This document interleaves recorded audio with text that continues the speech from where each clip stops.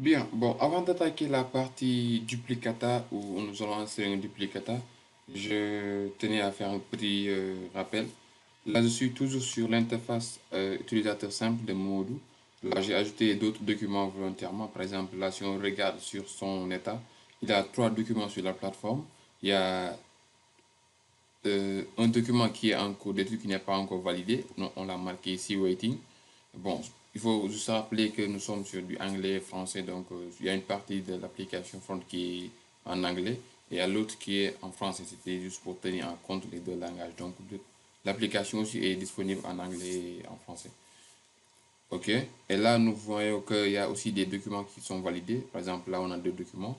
Et qu'une fois qu'il clique, par exemple, sur Current Documents, ceux qui sont en attente, vous allez remarquer que l'application va filtrer les documents. Là, on clique sur les documents validés. On n'a que deux documents validés. On clique sur les documents qui ne sont pas validés. On a un seul document. Et s'il veut voir tous les documents, il n'a qu'à cliquer sur la liste des documents. Ça, c'était pour permettre à l'utilisateur de pouvoir filtrer ces documents en fonction des étapes. OK. Maintenant, nous allons passer au niveau des duplicata. Pour insérer un duplicata, un agent doit renseigner quoi? On va aller sur gestion des copies. On va faire nouveau. Une fois sur l'interface, là, nous allons renseigner le code client et le code document. Bon, là, je vais y mettre des codes bidons pour voir si je fais ça. Le système va nous signaler que bon, il y a une erreur, le code client n'est pas valide. Donc il faut qu'on mette un bon code. Je vais sélectionner le code de Momodou et je vais l'entrer. Là, le code de Momodou est valide et je vais toujours mettre un code de document invalide. Parce qu'à chaque fois que le document est validé, il y a un code qui est généré. Maintenant, si le code n'est pas valide, le système va nous le dire ici, c'est ce qu'il nous montre ici. Erreur, le code du document n'est pas valide. OK. Maintenant, qu'est-ce qui se passe si on met un code de client valide et un code de document valide? Je vais remplacer ce code-là par le code valide et je valide. OK. Et là, nous voyons qu'on a un petit résumé du document qu'on veut dupliquer. Et qu'est-ce qui se passe? On a les informations du client et aussi on a aussi les informations du document. Si le document est validé ou pas, s'il est actif. Et le document est visible ici parce qu'il est actif. Par exemple, si le document avait atteint la date d'expiration, le document ne serait pas visible. Ça est impossible de l'imprimer. Vu que ici le document va expirer le 21 5 mois 2024, donc on peut l'imprimer. Ok, maintenant qu'est-ce qu'on doit faire? On doit continuer pour faire l'impression. On va cliquer sur continuer. Et là, il nous demande quoi? Le numéro sur lequel on va imprimer le document. Ça veut dire que les numéros sécurisés de Archidoc. Par exemple, là, je vais mettre un numéro bidon. J'en vais mettre 1, 2, 3, 4, 5. Un numéro qui n'est pas référencé par Archidoc. Automatiquement, le système va me dire quoi? Le numéro saisi n'est pas référencé. Ça veut dire que les numéros doivent être enregistrés au préalable comme l'avait spécifié. Si on regarde ici, j'avais fait des exemples sur des documents, par exemple, en fonction des agences qu'on a, des documents. Par exemple, ici, on va faire une copie avec un numéro valide, genre 221 DA@005. OK.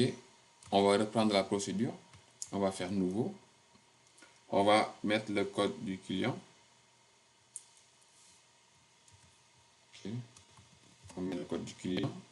On met le code du document à copier, à dupliquer plutôt. On le met et on valide. Une fois ceci fait, qu'est-ce qu'il faut? Il faut insérer le document.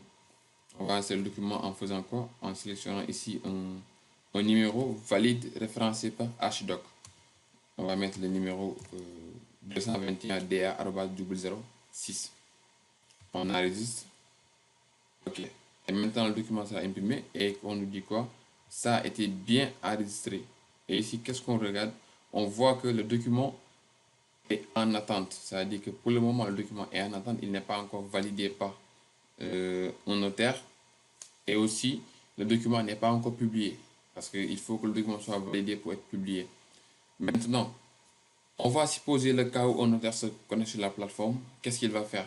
Il va valider un document. Et pour valider un document, il y aura l'option valider une copie. Il va cliquer sur valider une copie. On va lui demander juste le numéro qu'il veut valider, le numéro sécurisé de HDoc. On va remettre notre numéro qui est 221DA@06. On enregistre. Et là, on nous montre le document avec toutes les informations duplicata. Ici, on a l'information personnelle de la personne à qui le document appartient, un résumé des documents, mais aussi un résumé sur le duplicata. Ici, si on regarde bien, on a le code du document, le numéro de l'impression qui est juste là, mais également l'agent qui l'a enregistré. Quel agent a enregistré la demande de copie, mais également quelle date la demande a été enregistrée et l'heure. C'est automatiquement, et les états. Là, il est en attente et le document n'est pas encore publié. Maintenant, si le notaire confirme le document, il lui suffit de valider ceci et on va lui demander est-ce qu'il est sûr de vouloir valider cette copie. Il confirme. Et voilà, maintenant le document est bien valide et il est publié. L'utilisateur ou une personne pourra faire maintenant les recherches et utiliser le document à son